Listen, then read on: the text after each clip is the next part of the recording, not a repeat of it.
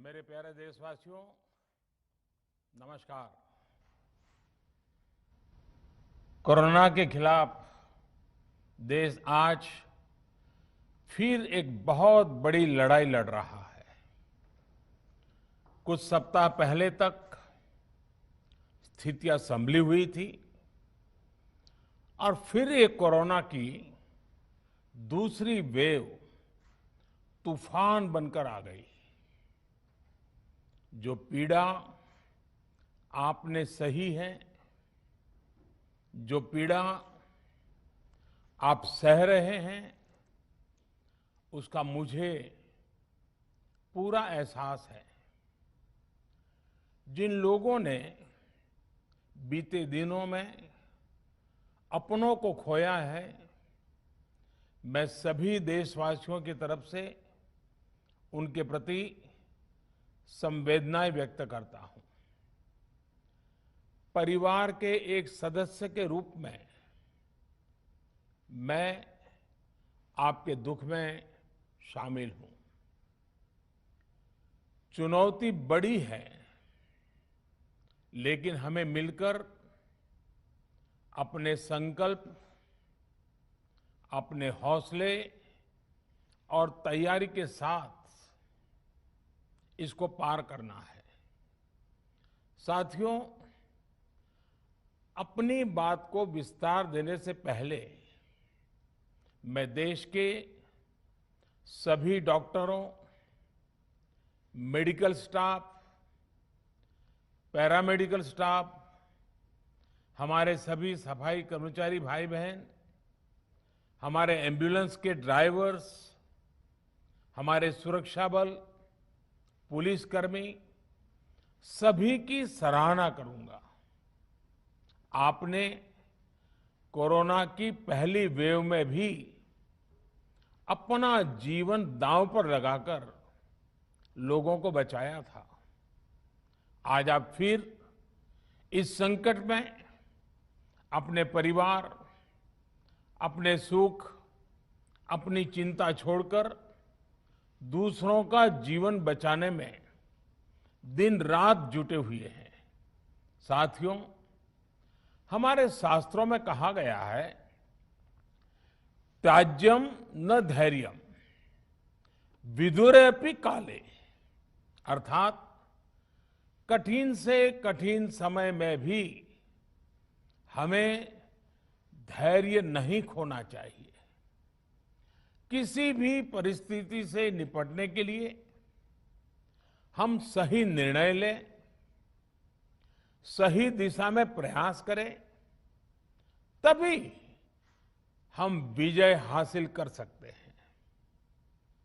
इसी मंत्र को सामने रखकर आज देश दिन रात काम कर रहा है। बीते कुछ दिनों में जो फैसले लिए गए हैं, जो कदम उठाए गए हैं, वो स्थिति को तेजी से सुधारेंगे। इस बार कोरोना संकट में देश के अनेक हिस्से में ऑक्सीजन की डिमांड बहुत ज्यादा बढ़ी है। इस विषय पर तेजी से और पूरी संवेदनशीलता के साथ काम किया जा रहा है। केंद्र सरकार, राज्य सरकारें, प्राइवेट सेक्टर, सभी की पूरी कोशिश है कि हर जरूरतमंद को ऑक्सीजन मिले। ऑक्सीजन प्रोडक्शन और सप्लाई को बढ़ाने के लिए भी कई स्तरों पर उपाय किए जा रहे हैं। राज्यों में नए ऑक्सीजन प्लांट्स हो, 1 लाख नए सिलेंडर पहुंचाने हो, औद्योगिक इकाइयों में इस्तेमाल हो रही ऑक्सीजन का मेडिकल इस्तेमाल हो, ऑक्सीजन रेल हो, हर प्रयास किया जा रहा है। साथियों, इस बार जैसे ही कोरोना के केस बढ़े, देश के फार्मा सेक्टर ने दवाइयों का उत्पादन और बढ़ा दिया है। आज जनवरी फरवरी की तुलना में देश में कई गुना ज्यादा दवाइयों का प्रोडक्शन हो रहा है। इसे अभी और तेज किया जा रहा है। कल भी मेरी देश की फार्मा इंडस्ट्री के बड़े जो प्रमुख लोग हैं, उसके जो एक्सपर्ट लोग हैं, उनसे बहुत लंबी चर्चा हुई है। प्रोडक्शन बढ़ाने के लिए हर तरीके से दवाई कंपनियां की मदद ली जा रही है। हम सौभाग्यशाली हैं कि हमारे देश के पास इतना बड़ा मजबूत फार्मा सेक्टर है जो बहुत अच्छी और तेजी से दवाइयां बनाता है। इसके साथ ही अस्पतालों में बेड की संख्या को बढ़ाने का भी काम तेजी से चल रहा है। कुछ शहरों में ज्यादा डिमांड को देखते हुए विशेष और विशाल कोविड हॉस्पिटल बनाए जा रहे हैं। साथियों, पिछले वर्ष जब देश ने कोरोना के कुछ ही मरीज सामने आए थे, उसी समय भारत में कोरोना वायरस के खिलाफ प्रभावी वैक्सीन के लिए काम शुरू कर दिया था। हमारे वैज्ञानिकों ने दिन रात एक करके बहुत कम समय में देशवासियों के लिए वैक्सीन विकसित की है। आज दुनिया की सबसे सस्ती वैक्सीन भारत में है। भारत की कोल्ड चेन व्यवस्था के अनुकूल वैक्सीन हमारे पास है। इस प्रयास में हमारे प्राइवेट सेक्टर ने इनोवेशन और एंटरप्राइज की भावना का बेहतरीन प्रदर्शन किया है। वैक्सीन की अप्रूवल्स और रेगुलेटरी प्रोसेसेस को फास्ट ट्रैक पर रखने के साथ ही सभी साइंटिफिक और रेगुलेटरी मदद को बढ़ाया गया है। यह एक टीम एफर्ट है जिसके कारण हमारा Bharat 2 made in India vaccine के साथ दुनिया का सबसे बड़ा टीकाकरण अभियान शुरू कर पाया। टीकाकरण के पहले चरण से ही गति के साथ ही इस बात पर जोर दिया गया कि ज्यादा से ज्यादा क्षेत्रों तक, जरूरतमंद लोगों तक वैक्सीन पहुंचे।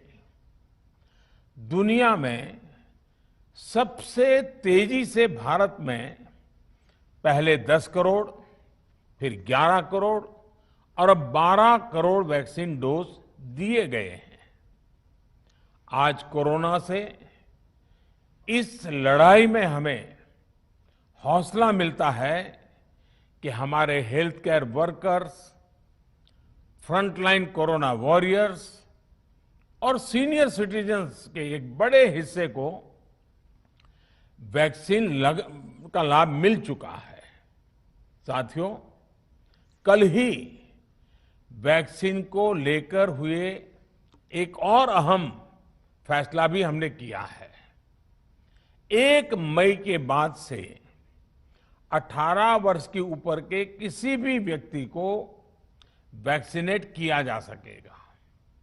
अब भारत में जो वैक्सीन बनेगी उसका आधा हिस्सा सीधे राज्यों और अस्पतालों को भी मिलेगा।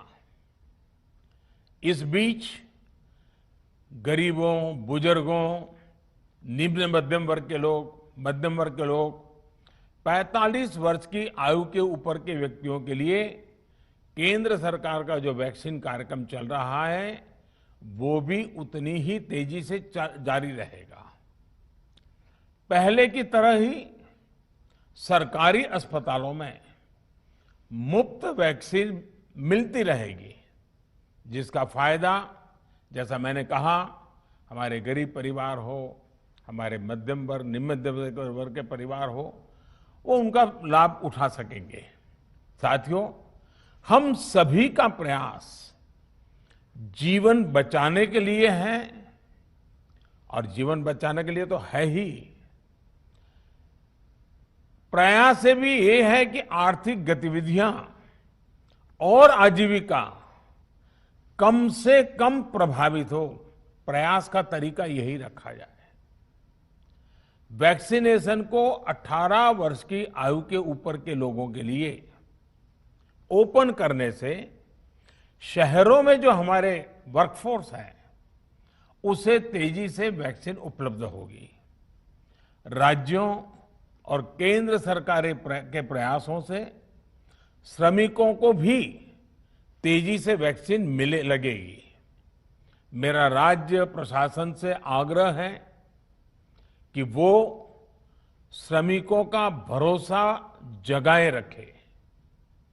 उनसे आग्रह करें कि वो जहां है वहीं रहे। राज्यों द्वारा दिया गया ये भरोसा उनकी बहुत मदद करेगा कि वो जिस शहर में हैं वहीं पर अगले कुछ दिनों में वैक्सीन भी लगेगी और उनका काम भी बंद नहीं होगा। साथियों, पिछली बार जो परिस्थितियां थी वो अभी से काफी भिन्न थी। तब हमारे पास इस वैश्विक महामारी से लड़ने के लिए कोरोना स्पेसिफिक मेडिकल इंफ्रास्ट्रक्चर नहीं था। आप याद करिए देश की क्या स्थिति थी। कोरोना टेस्टिंग के लिए पर्याप्त लैब नहीं, पीपीई का कोई प्रोडक्शन नहीं, हमारे पास इस बीमारी के ट्रीटमेंट के लिए कोई खास जानकारी भी नहीं। लेकिन बहुत ही कम समय में हमने इन चीजों में सुधार किया। आज हमारे डॉक्टरों ने कोरोना के इलाज की बहुत ही अच्छी एक्सपर्टीज हासिल कर ली है। वो ज्यादा से ज्यादा जीवन बचा रहे हैं। आज हमारे पास बड़ी मात्रा में पीपीई किट्स हैं, लैब्स का बड़ा नेटवर्क है और हम लोग टेस्टिंग की सुविधा को निरंतर बढ़ा रहे हैं। साथियों, देश ने कोरोना के खिलाफ अब तक बहुत मजबूती से और बहुत धैर्य से लड़ाई लड़ी है। इसका श्रेय आप सभी को, सभी देशवासियों को ही जाता है। अनुशासन और धैर्य के साथ कोरोना से लड़ते हुए आप देश को यहां तक लाए हैं। मुझे विश्वास है जन भागीदारी की ताकत से हम कोरोना के इस तूफान को भी परास्त कर पाएंगे। आज हम अपने चारों ओर देख रहे हैं कि कैसे कई लोग, कई सामाजिक संस्थाएं जरूरतमंदों तक मदद पहुंचाने में दिन रात जुटे हैं। दवाई पहुंचाना हो, खाने या रहने की व्यवस्था करनी हो, लोग पूरे मनोयोग के साथ काम कर रहे हैं। मैं इन सभी के सेवा भाव को आदरपूर्वक नमन करता हूं और देशवासियों से अपील करता हूं कि अधिक से अधिक मात्रा में इस संकट की घड़ी में देशवासी आगे आएं और जरूरतमंदों तक मदद पहुंचाएं। समाज के पुरुषार्थ और सेवा के संकल्प से ही हम ये लड़ाई जीत पाएंगे।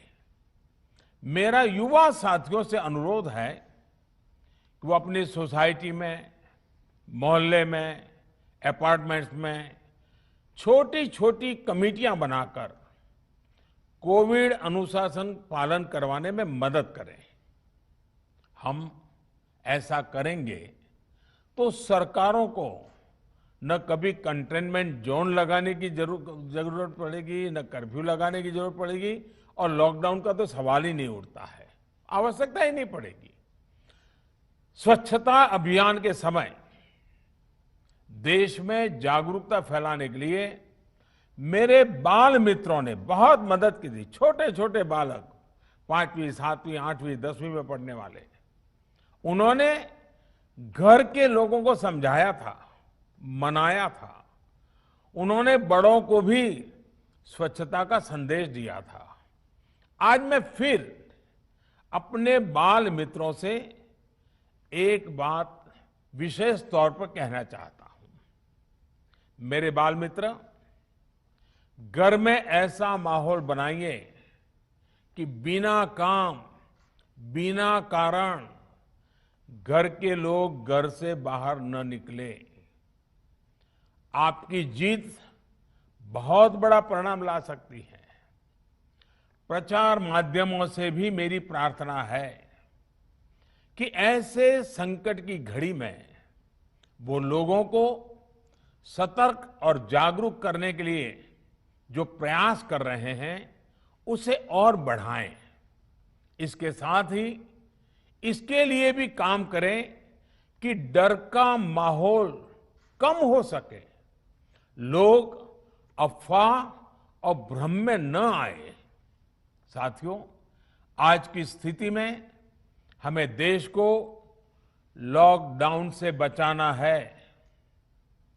मैं राज्यों से भी अनुरोध करूंगा कि वो लॉकडाउन को अंतिम विकल्प के रूप में ही इस्तेमाल करें। लॉकडाउन से बचने की भरपूर कोशिश करनी है और माइक्रो कंटेनमेंट जोन पर ही ध्यान केंद्रित करना है। हम अपनी अर्थव्यवस्था की सेहत भी सुधारेंगे और देशवासियों की सेहत का भी ध्यान रखेंगे। साथियों, आज नवरात्रि का आखिरी दिन है। कल रामनवमी है और मर्यादा पुरुषोत्तम श्री राम का हम सभी को यही संदेश है कि हम मर्यादाओं का पालन करें। कोरोना के इस संकट काल में कोरोना के बचने के जो भी उपाय है, कृपया करके उनका पालन 100% करिए। दवाई भी, कड़ाई भी, इस मंत्र को कभी भी भूलना नहीं है। ये मंत्र जरूरी है, वैक्सीन के बाद भी जरूरी है। रमजान के पवित्र महीने का भी आज 7वां दिन है। रमजान हमें धैर्य, आत्मसंयम और अनुशासन की सीख देता है। कोरोना के खिलाफ जंग जीतने के लिए अनुशासन भी, उसकी भी उतनी ही जरूरत है। जब जरूरी हो तभी बाहर निकले। कोविड अनुशासन का पूरा पालन करें। मेरा आप सभी से यही आग्रह है। मैं आपको फिर ये भरोसा देता हूं, आपके इस साहस, धैर्य और अनुशासन के साथ जुड़कर आज जो परिस्थितियां हैं उन्हें बदलने में देश कोई कोर कसर नहीं छोड़ेगा। आप सभी स्वस्थ रहें, आपका परिवार स्वस्थ रहे, इसी कामना के साथ मैं अपनी बात समाप्त करता हूं। आपका बहुत बहुत धन्यवाद। तो प्रधानमंत्री नरेंद्र मोदी का राष्ट्र के नाम संबोधन बहुत अहम था। कोविड की इस वक्त की परिस्थितियों के बीच प्रधानमंत्री आज आए और उन्होंने राष्ट्र को संबोधित किया और देश को भरोसा दिलाया कि जन भागीदारी से कोरोना की ये जो दूसरी वेव है, जिस